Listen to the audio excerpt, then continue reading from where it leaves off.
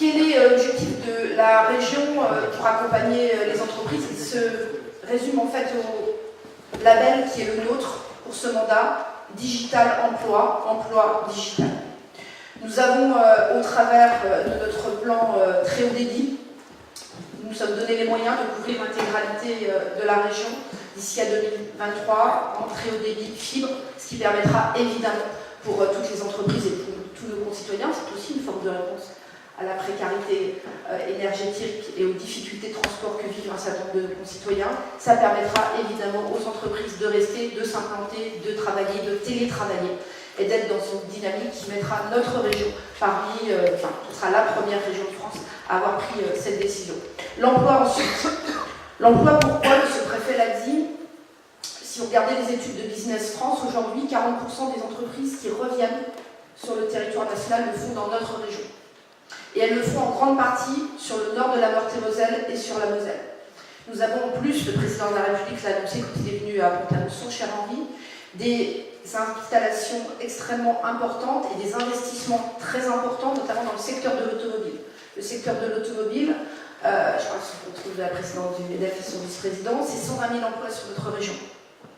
Le secteur de l'automobile, c'est aujourd'hui un secteur qui est évidemment en pleine transition par rapport à des mutations économiques et technologiques, mais en transition positive. C'est un secteur qui recrute énormément. Smart, au travers de Mercedes, investit 500 millions d'euros sur le site de Smart à Amba. La SMAP va investir 80 millions également à côté de Metz. Nous allons avoir en la matière des besoins en production et par conséquent des ruissellements au niveau des différentes entreprises qui vont pouvoir travailler autour de ces apports en main-d'œuvre, en compétences, en intelligence, en technologie qui vont être très importants. Comment nous pouvons vous accompagner? Nous avons un plan d'accompagnement que un certain nombre d'entre vous connaissent au travers de billets sur l'usine du futur avec des mécaniques assez classiques d'investissement là-dessus. Vous venez de voir, on regarde si votre projet correspond et on a des pourcentages d'accompagnement. Ensuite, ce qui est peut-être un peu plus innovant et ce qui rentre dans le cadre de ce que le gouvernement a souhaité, il y a tout le dispositif du programme d'investissement compétences. Nous allons d'ailleurs accueillir Mme Pénicaud le 19 décembre. Alors, M. le préfet ne vient pas en Meurthe-et-Moselle, je suis désolée. J'ai essayé, il vient en Moselle.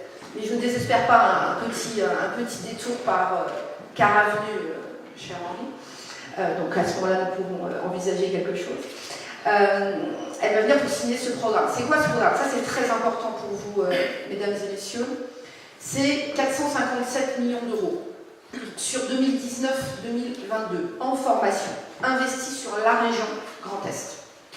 Cet argent, il a vocation à accompagner notamment, Monsieur Didlot, les 440 000 personnes qui sont en recherche d'emploi sur également cette même grande région.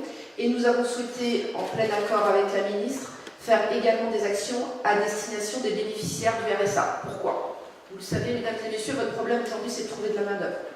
C'est de trouver des gens qui acceptent de se former, qui acceptent d'élever leur niveau de compétences, qui acceptent de venir dans vos entreprises, qui acceptent aussi un certain nombre de savoir-être, de savoir-faire, et qui se remettent en cause, en situation, pour pouvoir répondre aux challenges, aux envies qui sont et aux besoins, surtout qui sont ceux de vos entreprises. Et bien aujourd'hui, c'est facile de le dire, c'est pas facile de le faire. Nous avons des formations qui sont vives. Actuellement, sur les 40 000 contrats d'apprentissage que nous avons sur la région, car le représentant de la CAPEM notamment, nous en avons 10 000 de vides. C'est pas la faute des chefs d'entreprise. Nous avons également des formations qui ne trouvent pas leur public. Donc il faut que nous allions chercher le public. Et pour aller chercher le public, Madame la représentante de la Maison de l'Emploi, nous avons décidé de financer de façon très importante des dispositifs pour aller à la recherche de ces publics et leur permettre d'accéder à nos formations. Donc c'est notamment les publics bénéficiaires du RSA, c'est les publics les plus éloignés de l'emploi, c'est des gens qui, à un moment ou à un autre, ont considéré que la réponse travail n'était plus, pas forcément en adéquation avec les valeurs qu'ils avaient désormais développées. Il faut que nous leur montrions collectivement que le travail est une valeur, que c'est une valeur positive, et que cette valeur positive leur permettra de s'insérer dans la société pour eux et leurs enfants. C'est un vrai travail parce que nous sortons de 20 années de traitement social du chômage. Nous devons inverser cette courbe. Et ce n'est pas évident. Aujourd'hui, avec Pôle emploi, et je les en remercie encore, nous avons un partenariat très efficace sur le sourcing, puisqu'en fait c'est Pôle emploi qui nous donne la possibilité d'accéder aux personnes qui peuvent bénéficier de ces dispositifs. Alors concrètement, vous êtes une entreprise du bâtiment. Vous voulez recruter 10 personnes parce que vous avez un gros chantier. Ces 10 personnes, vous ne les avez pas. Vous n'êtes pas en capacité de les mobiliser au travers du champ de l'intérim. Ce chantier va vous permettre de donner du travail à votre entreprise pour au moins une année. Nous pouvons vous faire une formation à façon dans votre entreprise pour vous former ces personnes. Voilà. Et c'est évidemment, elle est financée par la région et les personnes qui rentrent dans ce dispositif sont stagiaires de la formation professionnelle, donc bénéficient d'une rémunération à hauteur de leurs droits sociaux. Donc ça, c'est extrêmement important parce que c'est en lien avec Pôle emploi, c'est en lien avec vos besoins. Derrière, ce n'est pas forcément une formation qualifiante qu'on demande, c'est un titre qui va permettre effectivement d'avoir une compétence et de transférer cette compétence tout au long de la vie. Le choix que nous faisons sur le programme d'investissement compétences, c'est vraiment le mot compétence. Compétence transférable dans l'entreprise. Pas forcément compétence livresque, ça va beaucoup appuyer aussi sur la VAE, mais compétence transférable dans l'entreprise. Donc on le signe le 19 décembre, il est déjà en place en fait, parce que la période d'amorçage 2019, nous avons, je parle sous le contrôle de la représentante de Pôle emploi, mais nous avons signé, je crois, 16 millions d'euros sur la dernière commission permanente pour le dispositif. Et aujourd'hui, nous avons vraiment besoin de matcher avec vous par rapport à vos besoins. Donc le dispositif, c'est celui-ci.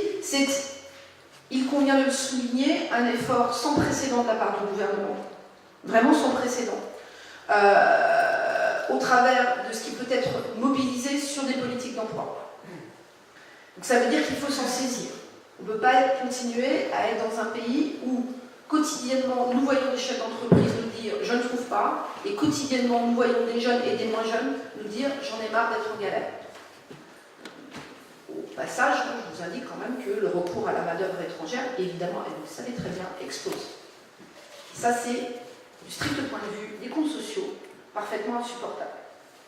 Donc, nous devons collectivement nous saisir de cette opportunité. Nous sommes, nous, région Grand Est, à votre disposition pour monter des dispositifs, en lien toujours avec les départements sur le bénéficiaire du RSA et avec Pôle emploi sur les demandeurs d'emploi. Encore une fois, certains d'entre vous, je connais un certain nombre, vont dire ça va être trop compliqué, ça va être un dossier difficile, je n'arriverai jamais, moi mon comptable n'est pas là, je ne comprends rien. Non, c'est simple. C'est simple, je donnerai juste un exemple, chez Lacoste à 3, on vient de faire 100 contrats de pro, 100. On a fait exactement la même chose à côté chez Petit Bateau, ça marche extrêmement bien, le textile en ce moment. Comme vous voyez, c'est des images. C'est très facile.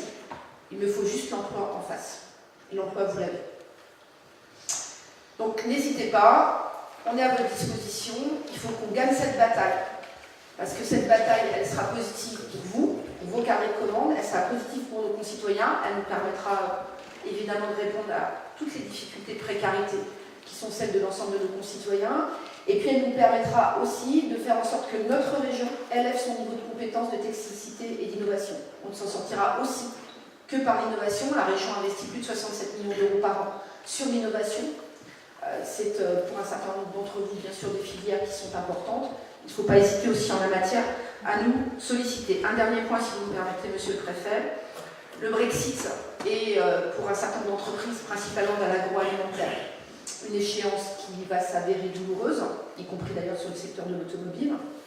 En la matière aussi, nous avons, en lien avec vos services, mis en place des cellules pour vous accompagner, notamment sur toutes les problématiques de formalités douanières qui vont se complexifier par définition, puisque nous n'avons pas encore l'état des accords définitifs, mais fatalement, on sera évidemment plus sur des tarifications douanières qui sont celles de l'Union aujourd'hui. Donc ça va nécessiter des dossiers beaucoup plus importants, notamment sur la partie agroalimentaire, encore une fois. toutes les personnes qui exportent vers la Grande-Bretagne vont se retrouver en la matière amputées de façon assez importante sur leurs résultats. Donc là aussi, nous sommes à votre disposition. Voilà ce que je souhaitais vous dire ce matin, en vous remerciant, Monsieur le Préfet, pour cette initiative. Je pense qu'elle est intéressante et elle était bienvenue. Et évidemment, nous pourrions, si vous en êtes d'accord, bien sûr la renouveler sur une périodicité qu'il reste à trouver. Merci.